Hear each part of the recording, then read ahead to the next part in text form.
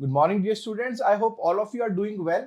आज आपके सामने आने का पर्पस सिर्फ एक है कि बहुत ही कम समय में मैं आपको बताना चाहता हूं कि आगे अगर आप आईबीपीएस एएफओ का एग्जामिनेशन देने जा रहे हैं तो उसको क्रैक करने के लिए की स्ट्रैटेजीज क्या होनी चाहिए। स्ट्रैटेजी से मेरा मतलब है प्रैक्टिकल चीजें जो हमें करनी चाहिए, जिसमें कोई शॉर्ट ट्रिक्स और ऐसी चीजें ना हो जो हमें हमारे टारगेट से दूर करें। प्रैक्टिकल तरीके जिनसे हम अपने गोल को अचीव कर सकते हैं, उस बारे में जो है आज इस छोटे से सेशन में मैं बात करने जा रहा हूं।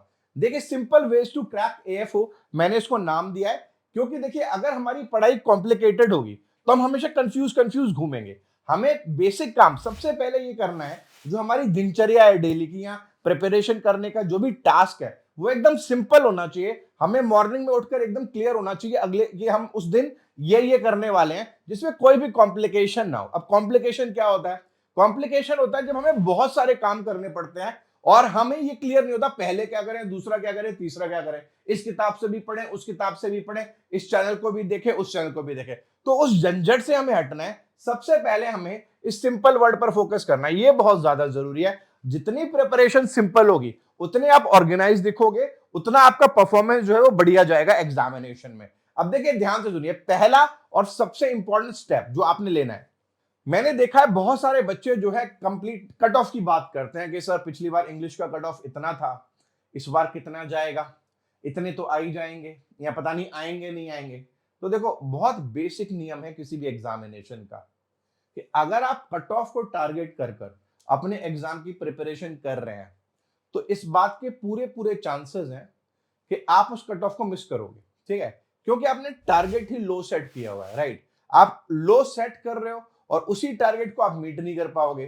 तो इसीलिए कभी भी आपने ये ध्यान रखना है कि कट ऑफ को ध्यान में रखकर तैयारी नहीं करनी। और मैं यहां पर सेक्शनल कट ऑफ की बात कर रहा हूं, ओवरऑल कट ऑफ नहीं। ओवरऑल कट ऑफ हमें आइडिया देता है कि कितने नंबर चाहिए, लेकिन कभी भी सेक्शनल कट ऑफ को ध्यान में रखकर हमने तैयारी नहीं करनी है। और ये बात सिर्फ मेरे विषय पर नहीं, आपको मैथमेटिक्स और रीजनिंग दोनों पर ही लागू होती है। आपको अपना एक टारगेट सेट करना है कि मैं इस चैप्टर में या इस टॉपिक में इतना कंफर्टेबल हूं और उस कंफर्ट के हिसाब से मुझे इतने नंबर तो लाने ही हैं।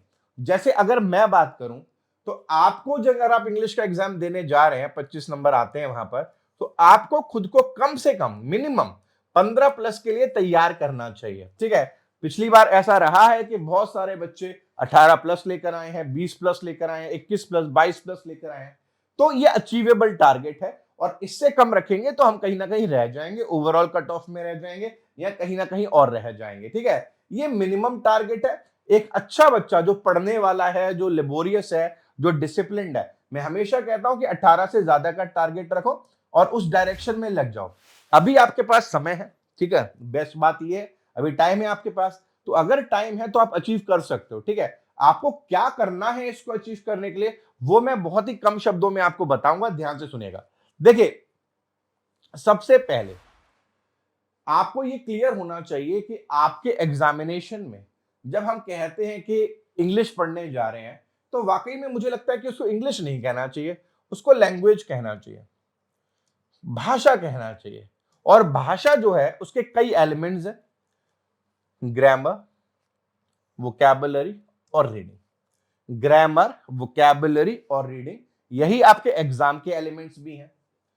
अगर मैं एक पाई चार्ट बनाने की कोशिश करूं तो मैं शायद ये कहूंगा कि आपके एग्जामिनेशन में लगभग जो है 30% ये रीडिंग का योगदान रहता है, लगभग 30% आपका वोकैब और मिसलेनियस से मेरा मतलब है जिसमें क्लोज टेस्ट वगैरह और सेंटेंस रीअरेंजमेंट वगैरह आ जाते हैं।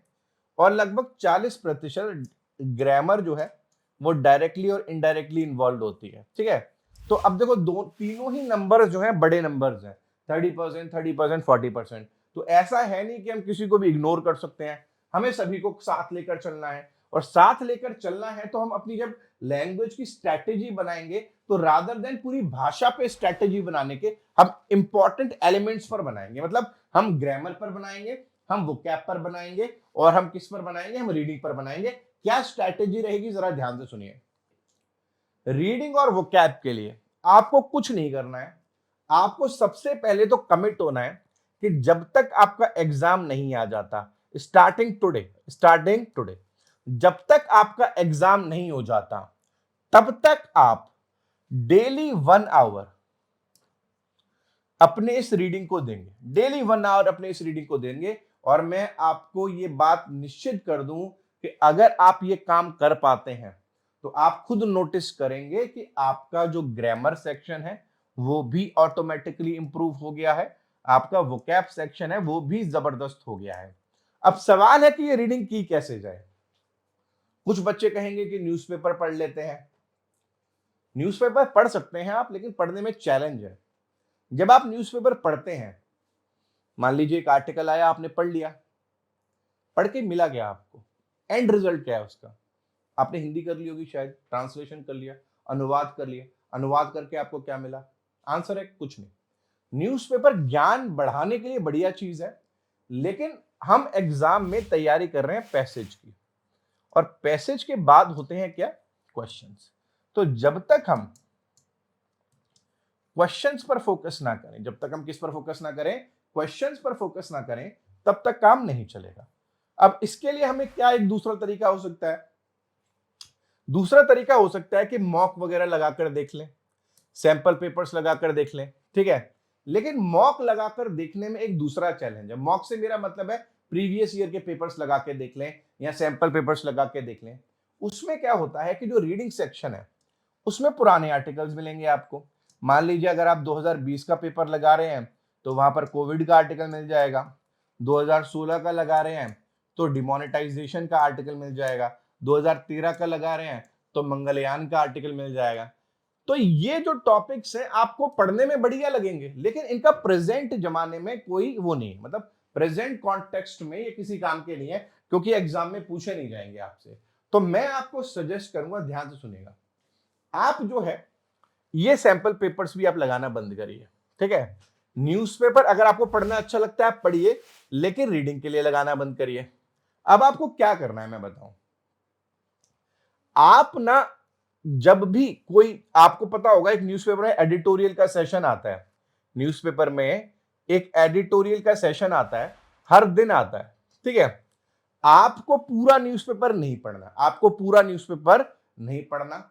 आप एक काम कर सकते हैं, आप एक कोई भी न्यूज़पेपर, चाहे द हिंदू है, चाहे द इंडियन एक्सप्रेस है, उसका एडिटोरियल सेशन अगर आप देखेंगे ऑनलाइन बड़े आसानी से मिल जाता है।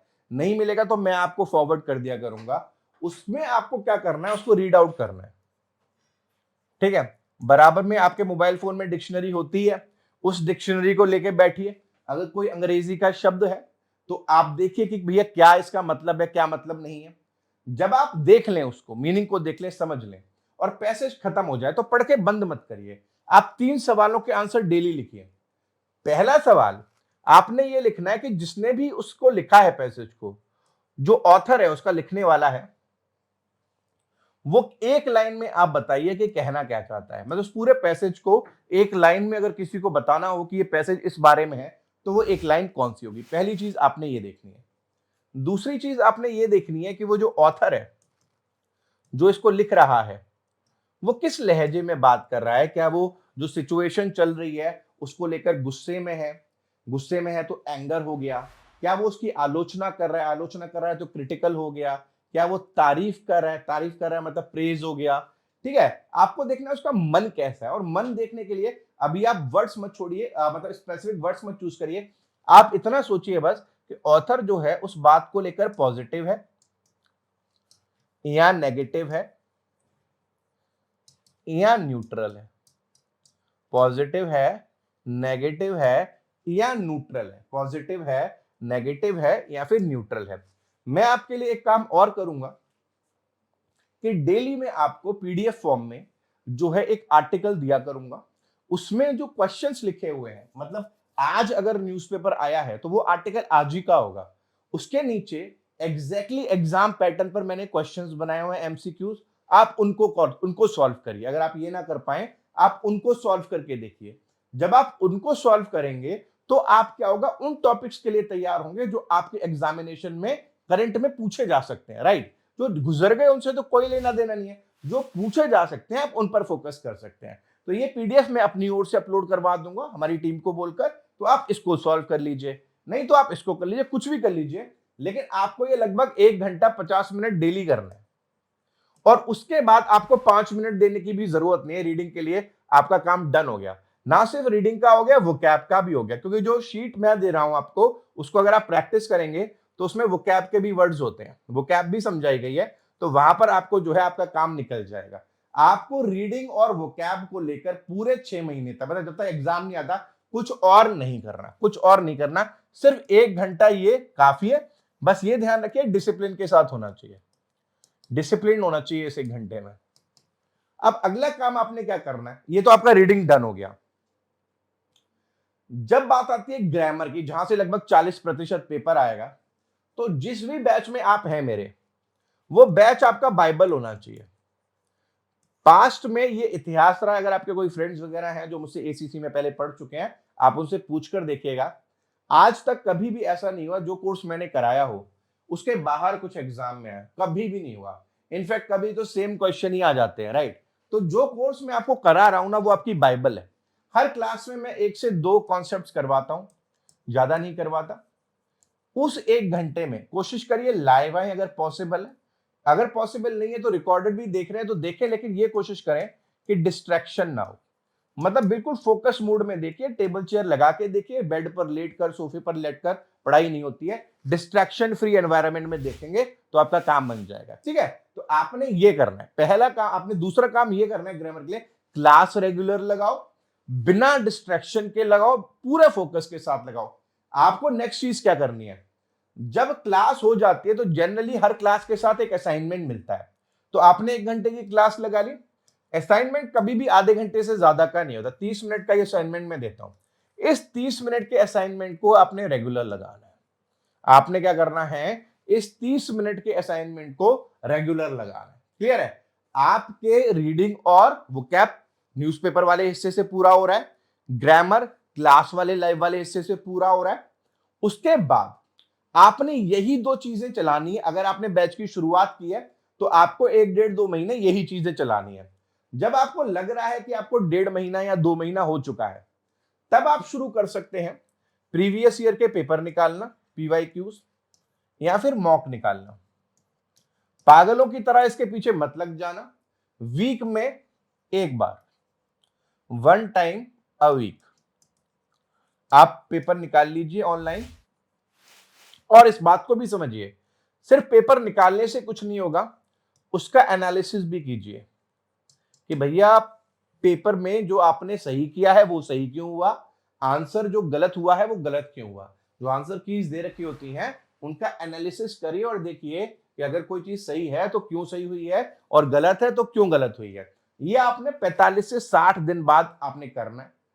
उसके बाद आपका जो टाइम टेबल है वो आपके हिसाब से होना चाहिए। मैं कभी नहीं कहूंगा कि सुबह 4 बजे उठकर पढ़ो, मैं कभी नहीं कहूंगा कि रात में लेट तक पढ़ो। आपको क्या सूट करता है, आप किस प्रकार के इंसान हैं। क्या आप सुबह आसानी से उठ जाते हैं तो आप सुबह पढ़िए, क्या आप रात में देर तक जग सकते हैं तो रात में देर तक जगिए। मेन मुद्दा है पढ़ाई होनी चाहिए, मेन मुद्दा है पढ़ाई होनी चाहिए। एक एवरेज टाइम पीरियड, अगर आप एएफओ क्रैक करना चाहते हैं और पहली बार तैयारी कर रहे हैं, जहां तक मुझे लगता है अगर आपके मेंस के सब्जेक्ट को भी मिला दिया जाए तो मुझे लगता है कम से कम नहीं तो 7 to 8 आवर्स का प्रिपरेशन जरूरी है डेली का। 7 से 8 घंटे रेगुलरली निकालने जरूरी है, आपके मेंस के सब्जेक्ट को मिलाकर मैं बात कर रहा हूं, ठीक है। तो उस तरीके का कुछ सिस्टम बनाइए जहां पे ये निकल पाए। अगर आप वर्किंग प्रोफेशनल हैं, दिन में आपके पास इतना टाइम नहीं होता है, तो आप 3 से 4 घंटे का बनाइए।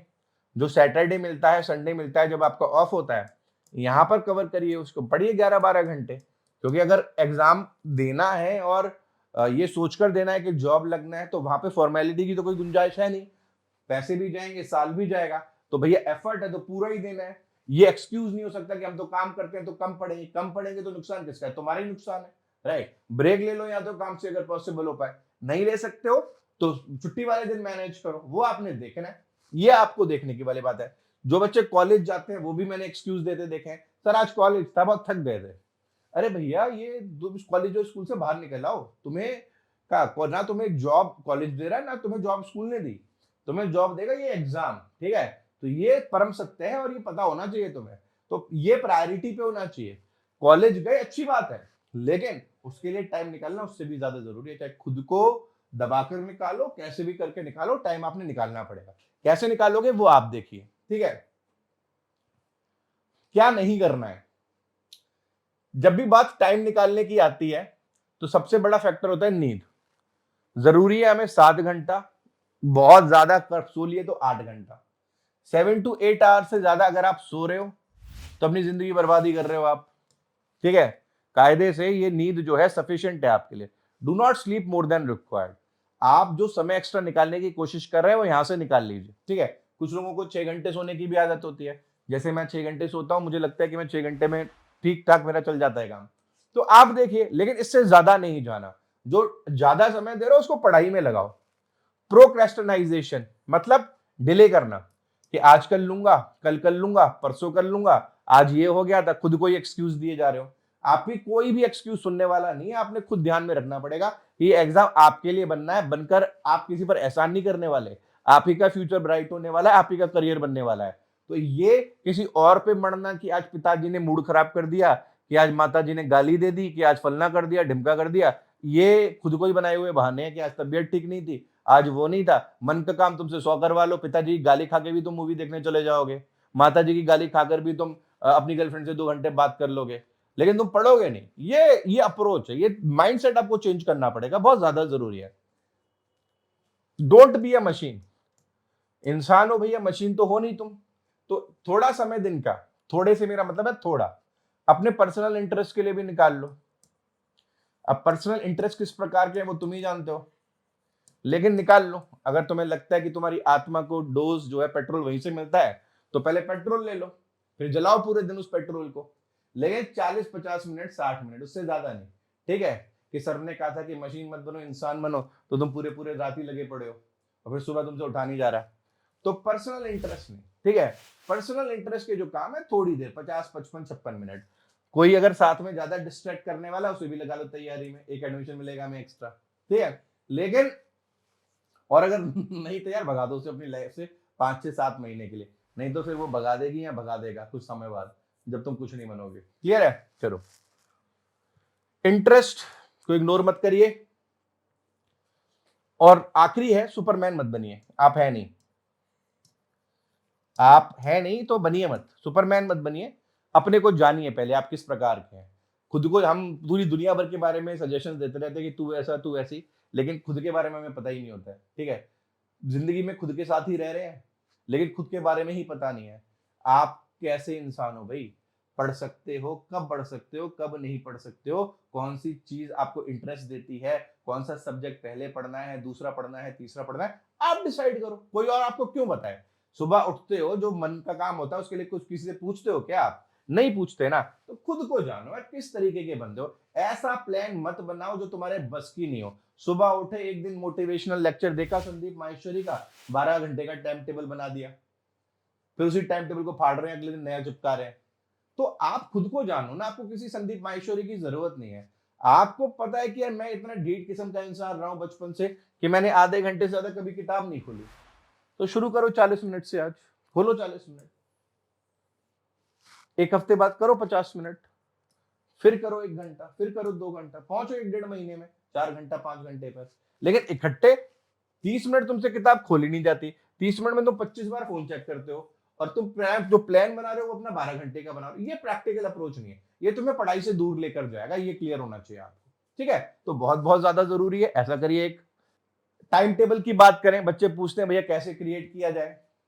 तो देखिए, न्यू वर्सेस ओल्ड हमेशा टाइम टेबल में रहना चाहिए। मतलब 80% कंटेंट जो आप पढ़ रहे हैं वो नया होना चाहिए, और 20% जो कंटेंट है वो रिवीजन का होना चाहिए। यानी 20% पुरानी चीजें रिवाइज करनी है, 80% नई चीजें सीखनी है। आप बनाइए एक आइडियल टाइम टेबल। कैसे बनेगा? जो सबसे वीक सब्जेक्ट्स हैं उनको अपना 50% समय दीजिए। मतलब अगर 30, मैं प्री के एग्जाम की बात कर रहा हूं, अगर मान लीजिए आपने प्री के एग्जाम के लिए दिन में 4 घंटे निकाले हैं, ठीक है, तो आपका जो सबसे वीक है उसको 50% समय दीजिए, मतलब 2 घंटे। कितने घंटे? 2 घंटे। जो उससे कम वीक है, जो उससे कम वीक है, उसको आप कितना दीजिए, उसको आप दीजिए 30% ऑफ 4 आवर्स, लगभग 1.2 आवर्स हो गया, 1 घंटे 12 मिनट के करीब हो गई है। ठीक है, इतने दीजिए। और जो सबसे जो थोड़ा कम वीक है, उसको बाकी का बचा हुआ 20% टाइम दीजिए, 40 मिनट दे दीजिए। कितने बचे, वैसे तो 48 मिनट बचे, इतने दे दीजिए। तो इस प्रकार से जो है अपना टाइम टेबल बनाइए, वीकेस्ट को सबसे ऊपर रखिए, वीकर को रखिए और फिर वीक को रखिए। अब टाइम टेबल बना लेने से कुछ नहीं होता, पहली बात तो आपने फॉलो भी करना है, और दूसरी बात है चेकलिस्ट भी बनानी है। चेकलिस्ट मतलब कि काम किया या नहीं किया, ताकि हफ्ते के अंत में या महीने के अंत में खुद को गाली दे पाए अगर नहीं किया तो, क्योंकि हमें पता चलेगा हम कितने ढीठ हैं उससे।